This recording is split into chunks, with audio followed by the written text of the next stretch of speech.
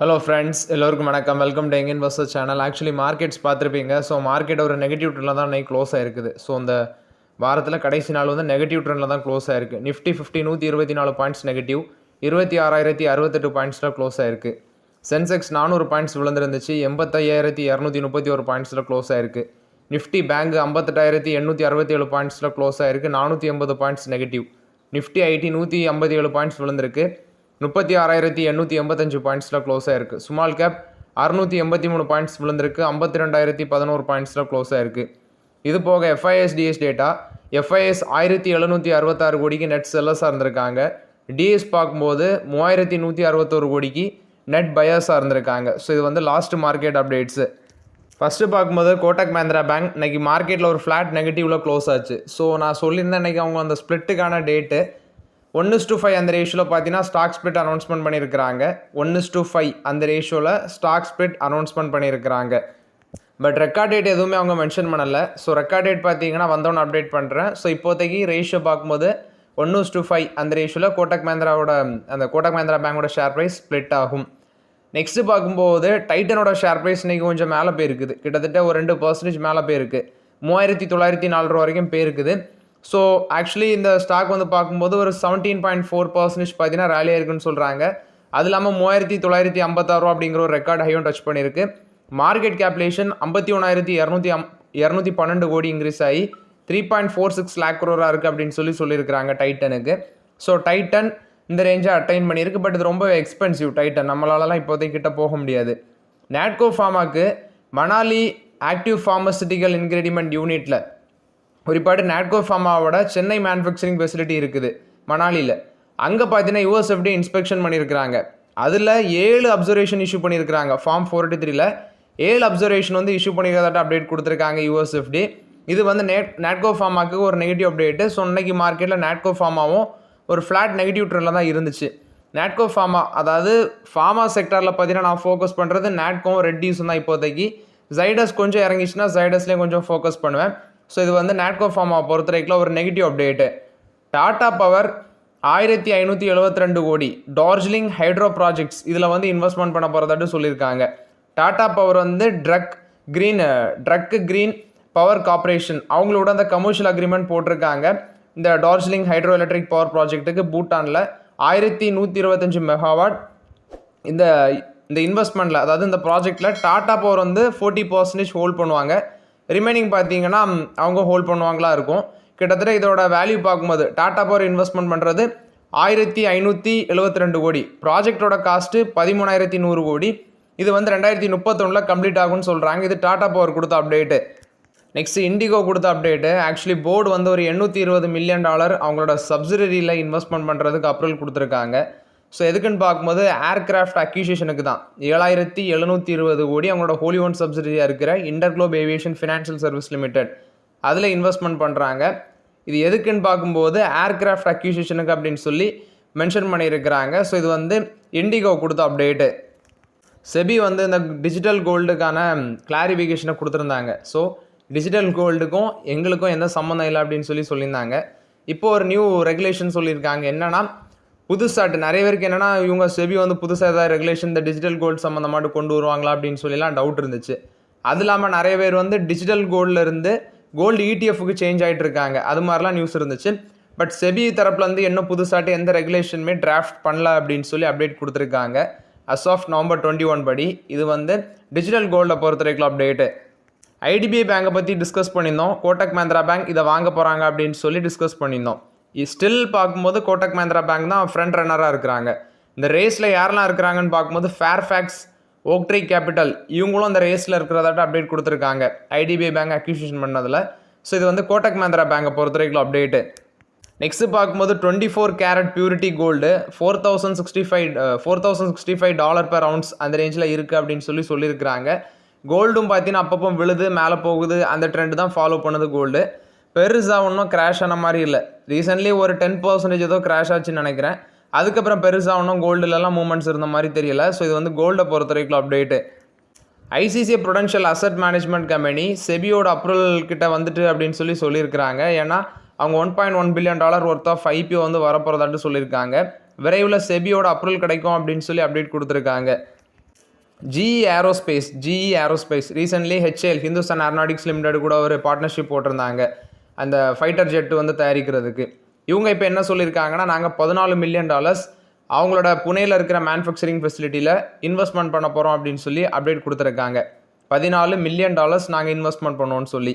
இது வந்து GE aerospace கொடுத்த அப்டேட்டு. ஸோ இதுக்கு முன்னாடி அவங்களோட 10 year ஓல்டு சைட் இது. $44 மில்லியன் இதுக்கு முன்னாடி இன்வெஸ்ட்மெண்ட் பண்ணியிருந்தாங்க. ஸோ ஆக்சுவலி அவங்க முன்னாடி பிளட்ஜ் பண்ணதை விட, அதாவது முன்னாடி சொல்லியிருப்பாங்க நாங்கள் இவ்வளோ இன்வெஸ்ட்மெண்ட் பண்ணுவோம் அப்படின்னு சொல்லி. பட் அதை கம்பேர் பண்ணும்போது பார்த்தீங்கன்னா இவங்க கம்மியாக தான் இன்வெஸ்ட்மெண்ட் பண்ணிக்கிறதாட்டு சொல்லியிருக்காங்க. இது வந்து GE ஏரோஸ்பேஸ் கொடுத்த அப்டேட்டு. மஹேந்திரா மேனுலைஃப் மியூச்சுவல் ஃபண்ட் இவங்க வந்து ஒரு income plus arbitrage active FOF இதை வந்து லான்ச் பண்ணியிருக்காங்க. இந்த NFO வந்து நவம்பர் 21 ஓப்பன் ஆகி டிசம்பர் 1 க்ளோஸ் ஆகும் அப்படின்னு சொல்லியிருக்கிறாங்க. ஸோ இது வந்து மஹேந்திரா மேனுலைஃப் மியூச்சுவல் ஃபண்ட் கொடுத்த அப்டேட்டு. நெக்ஸ்ட்டு பார்க்கும்போது IHCL இவங்க வந்து பார்த்தீங்கன்னா இந்த பங்கு வந்து 29% மேலே போகும் அப்படின்னு சொல்கிறாங்க ஜெஃப்ரீஸ் இந்தியன் ஹோட்டல்ஸ். ஏன்னு பார்க்கும்போது இவங்க $1 பில்லியன் ஒர்த் ஆஃப் எக்ஸ்பேன்ஷன் பிளானில் இருக்கிறாங்க. டார்கெட் ப்ரைஸ் $935 மென்ஷன் பண்ணியிருக்கிறாங்க. Buy rating. இது ஒன் ஆஃப் த டாடா குரூப்போட கம்பெனி. அந்த $1 பில்லியன் எக்ஸ்பேன்ஷன் பிளான் வச்சு இந்த அப்டேட்டை கொடுத்துருக்காங்க. நெக்ஸ்ட்டு இந்தியா வந்து பார்த்தீங்கன்னா ஏர் கார்கோ சர்வீஸை வந்து ஆப்கானிஸ்தான் கூட விரைவில் ஸ்டார்ட் பண்ணுவாங்க அப்படின்னு சொல்லி அப்டேட் கொடுத்துருக்காங்க. ஏன்னா ரீசெண்ட்லி இங்கே இருந்தும் பார்த்தீங்கன்னா மினிஸ்டர்ஸ் போய் அங்கே உள்ள தாலிபான் ட்ரேட் மினிஸ்டர்ஸ் எல்லாமே பேச்சுவார்த்தை பண்ணியிருந்தாங்க. ஸோ விரைவில் இங்கேருந்து எக்ஸ்போர்ட்டும் போகும் அக்ரிகல்ச்சர் ப்ராடக்ட்ஸ் ப்ளஸ் வந்து ஏர் கார்கோ சர்வீஸும் பார்த்தீங்கன்னா ஆப்கானிஸ்தானில் சூன் லான்ச் பண்ணுவாங்க அப்படின்னு சொல்லி அப்டேட் கொடுத்துருக்காங்க. நெக்ஸ்ட்டு பார்த்தீங்கன்னா இந்த இண்டஸ்இண்ட் பேங்க் இதில் நம்ம கொஞ்சம் ஸ்டேக் அப்பப்போ வாங்கி வச்சுருக்கிறேன். இண்டஸ்இண்ட் பேங்க்கில் என்ன ஒன்று கவனிக்க வேண்டியதுன்னா, IndusInd bank turn around may still be a distant dream அப்படின்னு சொல்லி ஒரு ஆர்டிக்கல் வந்திருக்கு. ஏன் அப்படின்னு பார்க்கும்போது லோன் புக் வீக்காக இருக்குது. கவர்னன்ஸ் கன்சர்ன்ஸ் பார்த்தீங்கன்னா ரைஸ் ஆகுதுன்னு சொல்கிறாங்க. அது இல்லாமல் க்ரோத் மெட்ரிக்ஸும் கொஞ்சம் கீழே விழுது அப்படின்னு சொல்லியிருக்கிறாங்க. ரிக்கவரி ப்ராஸ்பெக்ட்ஸ் வந்து அவங்க எக்ஸ்பெக்ட் பண்ண லெவலில் இல்லை. So actually IndusInd bank recently பார்க்கும்போது ஃபஸ்ட் டைம் இன் 19 years அவங்க லாஸை போஸ்ட் பண்ணாங்க. அதுக்கு அவங்க சொன்னது அந்த மைக்ரோ ஃபினான்ஸ் லோனு, நெக்ஸ்ட்டு அதில் இந்த அக்கௌண்டிங் லேப்ஸஸ்ஸு, கமர்ஷியல் வெஹிக்கிள் ஃபினான்சிங் எல்லாமே லோவாக இருக்குது. Next lower rated corporate credit இது மாதிரி சில அப்டேட்ஸ் சொன்னாலும் அந்த அக்கௌண்டிங் லேப்ஸஸ் பார்த்தீங்கன்னா மேஜர் இஷ்யூ. அது இல்லாமல் இதில் மேஜர் ஹையர் அஃபிஷியல்ஸே இன்சைடர் ட்ரேடிங்லலாம் ஈடுபட்டாங்க அப்படின்னு சொல்லிலாம் நியூஸஸ் வந்துச்சு. ஸோ இவங்களுக்கு அது ஒரு பலத்த அடியாக இருந்துச்சு. இப்போ தான் கொஞ்சம் மீண்டு வராங்க இண்டஸ்இண்ட் பேங்க். மேபி இவங்க சொல்கிறது என்னென்னா, அது வந்து ஸ்டில் பி எ டிஸ்டன்ட் ட்ரீம்னா கொஞ்சம் டைம் எடுக்கும். இண்டஸ்இண்ட் பேங்க் டேர்ன் அரவுண்ட் ஆகுறதுக்கு மேபி இன்னும் டைம் எடுக்கும் அப்படிங்கிறத தான் நான் கணிக்கிறேன். ஸோ இது வந்து இண்டஸ்இண்ட் பேங்கை பொறுத்த வரைக்கும் update. Skoda auto Volkswagen India இவங்க 2 மில்லியன் லோக்கல் ப்ரொடக்ஷன் மைல்ஸ்டோனை ரீச் பண்ணியிருக்காங்க. Skoda auto Volkswagen 25 years presence அவங்களுக்கு இந்தியாவில் இருக்குது. 2 மில்லியன் லோக்கல் ப்ரொடக்ஷன் மைல்ஸ்டோனை ரீச் பண்ணியிருக்கிறாங்க.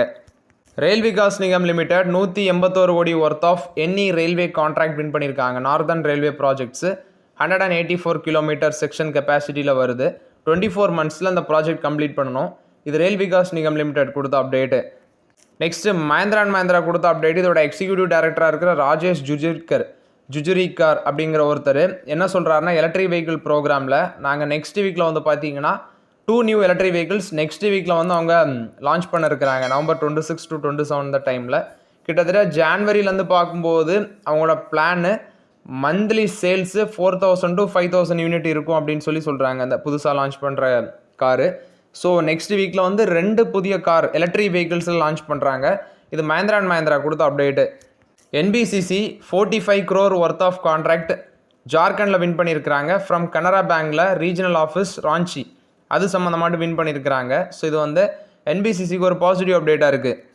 ஹிந்துஸ்தான் ஏரோநாட்டிக்ஸ் லிமிடெட் இன்றைக்கி மார்க்கெட்டில் 2.5% தர்ம அடி. நான் அந்த நியூஸ் ஒன்று பார்த்தேன். அதாவது துபாயில் பார்த்தீங்கன்னா ஒரு ஏர்கிராஃப்ட்டு அந்த ஃபைட்டர் ஜெட்டு கீழே விழுந்து கிராஷ் ஆகுது. அந்த வீடியோ நான் பார்த்தேன். ஆனால் எனக்கு அது தெரியாது HAL மேனுஃபேக்சர் பண்ண ஜெட்டுன்னு தெரியாது. ஆனால் அன்றைக்கி நியூஸை பார்க்கும்போது தான் தெரியுது துபாயில் ஏர் ஷோவில் பார்த்தீங்கன்னா ஒரு fighter jet Tejas fighter jet வந்து கீழே விழுந்து கிராஷ் ஆகிருக்கு. ஒரு பைலட் வேறு இறந்துருக்காங்க அப்படின்னு சொல்லியிருக்கிறாங்க. இது HALோட ஷேரில் அன்றைக்கி இம்பேக்ட் ஆகிருக்குது. ஸோ அதனால தான் அது 2.5% விழுந்திருக்குது. இது வந்து ஹிந்துஸ்தான் ஏரோநாட்டிக்ஸ் லிமிடெடை பொறுத்த வரைக்கும் update. HG infra engineering and Kalpataru projects international limited இவங்க வந்து பார்த்தீங்கன்னா ஒரு ப்ராஜெக்ட்ஸில் வந்து குறிப்பாட்டு தானே மெட்ரோ இன்ஃப்ராஸ்ட்ரக்சர் ப்ராஜெக்டில் L1 பிட்ராக இருக்கிறாங்க அப்படின்னு சொல்கிறாங்க. 40:60 ஜாயின்ட் வெஞ்சர் பேஸில் அந்த 1,424 கோடி ஒர்த்தா project 20.527 kilometre metro viaduct project so இது வந்து பார்த்தீங்கன்னா இபிசி கான்ட்ராக்ட் அந்த ரேஞ்சில் வரும். 36 மாதத்தில் இந்த ப்ராஜெக்ட்டை கம்ப்ளீட் பண்ணணும்னு சொல்லியிருக்கிறாங்க. ஸோ இது வந்து ஹெச்ஜி இன்ஃப்ரா இன்ஜினியரிங்கை பொறுத்த வரைக்கும் அப்டேட்டு.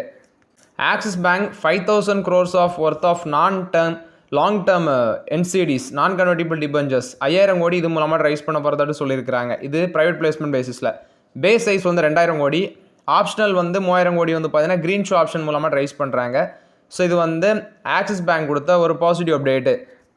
இந்தியாவோட ஓஎம்சிஸ் பார்த்தீங்கன்னா 50% வந்து ஃபினான்ஷியல் 26ல் ப்ராஃபிட்டபிலிட்டியில் ஜம்ப் இருக்கும்னு சொல்கிறாங்க. ஏன்னா மார்ஜின்ஸ் வந்து ரொம்பவே இன்க்ரீஸ் ஆகும். குறிப்பாக ஆப்ரேட்டிங் ப்ராஃபிட் $18 to $20 per பேரலாக இருக்கும் அப்படின்னு சொல்கிறாங்க. அது இல்லாமல் கிரெடிட் மெட்ரிக்ஸ் அதுவும் இன்க்ரீஸ் ஆகலாம். ப்ளஸ் வந்து கேபிட்டல் எக்ஸ்பெண்டிச்சர் ஸ்பெண்டிங் அதுவும் இன்க்ரீஸ் ஆகும் அப்படின்னு சொல்லியிருக்கிறாங்க இந்தியாவோட ஆயில் மார்க்கெட்டிங் கம்பெனிஸுக்கு. ஆனால் ரீசென்ட்லி ரஷ்யாவிலேருந்து டிஸ்கவுண்ட்டில் வாங்கி சேல் பண்ணும்போது அவங்களுக்கு மார்ஜின் இம்ப்ரூவ் ஆகும். ஓகே, ஆனால் இப்போ ரஷ்யாவிலேருந்து டிஸ்கவுண்ட் ப்ரைஸில் அவங்க ஆயில் வாங்க முடியாது இவங்க அமெரிக்காவோட சில ப்ராப்ளம்ஸ்னால. ஸோ இதுக்கப்புறம் இப்போ பார்த்தீங்கன்னா ரஷ்யாவிலேருந்து வாங்கும்போது அவங்களுக்கு ஒரு நல்ல மார்ஜின் கிடச்சிருக்கும், அது ஓகே. ஆனால் இனிமே வந்து அந்த லெவலுக்கு அவங்களுக்கு மார்ஜின் கிடைக்குமா ஆயில் மார்க்கெட்டிங் கம்பெனிஸுங்கிறது $1 million கொஸ்டின்.